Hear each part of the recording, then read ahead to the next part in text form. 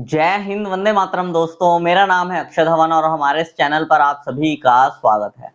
दोस्तों, आज की इस वीडियो में हम बात करने वाले हैं सुप्रीम कोर्ट के एक ऐसे जजमेंट के बारे में जिसमें सुप्रीम कोर्ट ने पत्नी का छीन लिया है अब ये अधिकार।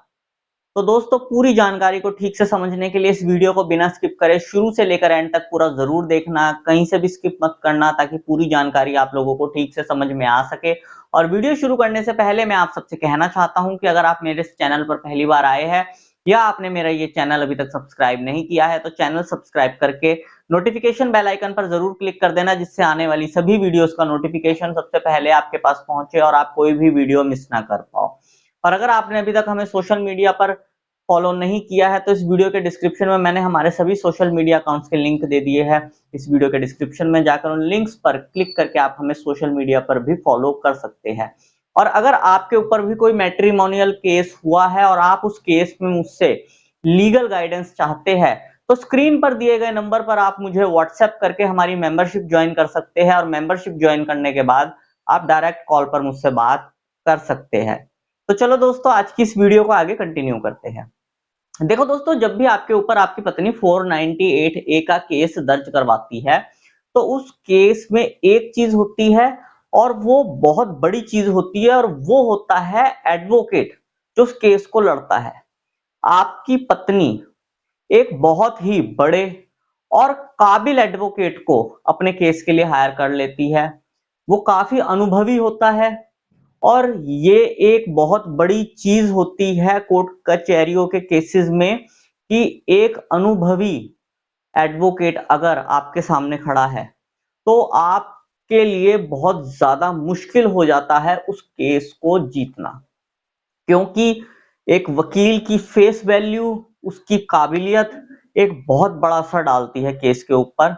जितना बड़ा वकील होगा, जितनी उसकी काबिलियत होगी, उतने परसेंट चांस ज्यादा हो जाते हैं उसके केस को जीतने के।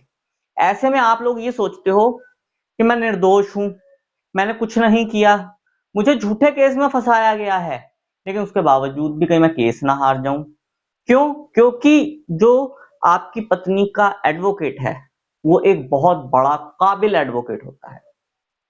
तो ऐसे में अब सुप्रीम कोर्ट ने एक चीज बिल्कुल क्लियर कही है कि पत्नी नहीं कर सकती प्राइवेट एडवोकेट। एक जजमेंट है सुप्रीम कोर्ट का जिसके बारे में मैं बात करूंगा, और इस जजमेंट की एक खासियत है जो इस वीडियो के एंड में मैं आपको बताऊंगा। देखो दोस्तों, सबसे पहले तो मैं ये चीज आप लोगों को बता दूं कि आप इस जजमेंट का इस्तेमाल अपने केस में कैसे कर सकते हो।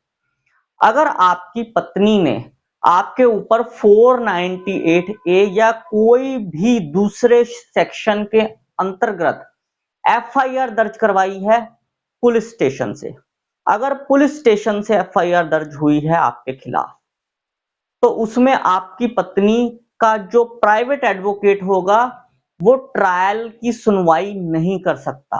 ट्रायल की जो सुनवाई होती है, पैरवी जो होती है केस की, वो स्टेट पुलिस का वकील करेगा। देखो, जो स्टेट पुलिस का वकील होता है वो एक सरकारी वकील होता है। उसकी जो फीस होती है वो फिक्स होती है, वो चाहे केस में मेहनत करे या ना करे, जो एक फिक्स फीस सरकारी वकील को या स्टेट के वकील को सरकार से मिलनी होती है वो उतनी ही मिलनी होती है। इस वजह से जो स्टेट के वकील होते हैं वो इतनी ज्यादा मेहनत नहीं करते। लेकिन जो एक प्राइवेट एडवोकेट होता है उसे उसकी मुंह मांगी फीस मिलती है। क्यों? क्योंकि वो एक काबिल एडवोकेट होता है और उसने उसी हिसाब से केस को लड़ना होता है, अपनी पूरी मेहनत लगानी होती है केस को जितवाने के लिए।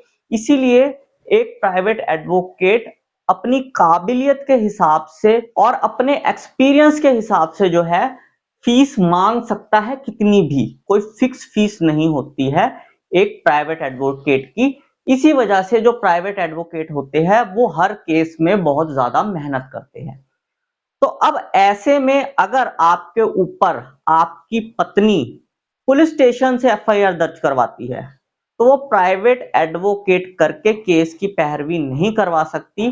केस की पैरवी सरकारी वकील ही करेगा जो स्टेट पुलिस का होता है, जो आपकी पत्नी का प्राइवेट एडवोकेट होगा वो सिर्फ उस सरकारी वकील को असिस्ट कर सकता है, लेकिन पूरे केस की पैरवी खुद नहीं कर सकता।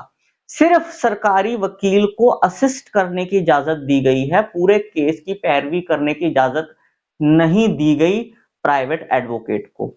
लेकिन दोस्तों एक चीज का ध्यान रखना, अगर आपकी पत्नी ने जो केस आपके ऊपर दर्ज करवाया है वो कोर्ट से कंप्लेंट केस दर्ज करवाया है, या कोई और केस है जो कोर्ट से दर्ज हुआ है, पुलिस स्टेशन से एफआईआर दर्ज नहीं हुई है, उसमें प्राइवेट वकील ही चलेगा, उसमें प्राइवेट वकील आपकी पत्नी कर सकती है।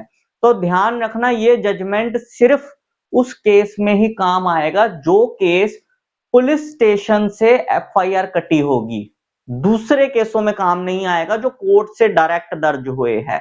तो अगर आपकी पत्नी ने पुलिस स्टेशन से आपके खिलाफ एफआईआर दर्ज करवाई है तो इस जजमेंट का इस्तेमाल आप अपने केस में कर सकते हो। बाकी दोस्तों जिस जजमेंट के बारे में मैं बात कर रहा हूं उसका नाम आप लोगों को स्क्रीन पर शो हो रहा होगा। इस नाम को आप गूगल पे सर्च करके डाउनलोड कर सकते हो और अपने केस में इस्तेमाल कर सकते हो। और अगर दोस्तों आपके ऊपर भी 498A का झूठा केस दर्ज हुआ है तो इस वीडियो के कमेंट बॉक्स में जरूर लिखना वी वांट जस्टिस। बस यही जानकारी दोस्तों आज की इस वीडियो में मैं आप लोगों को देना चाहता था। उम्मीद करूंगा आपको ये जानकारी पसंद आई होगी। अगर आपको ये जानकारी पसंद आई हो तो इस वीडियो को लाइक जरूर कर देना, इस वीडियो को बाकी लोगों के साथ भी शेयर कर देना ताकि बाकी लोगों तक भी ये जानकारी पहुंच सके। और अगर आप लोगों का मेरे लिए कोई सजेशन हो तो कमेंट बॉक्स में जरूर लिखना। मैं मिलता हूं आपसे अगली वीडियो में। Thank you very much.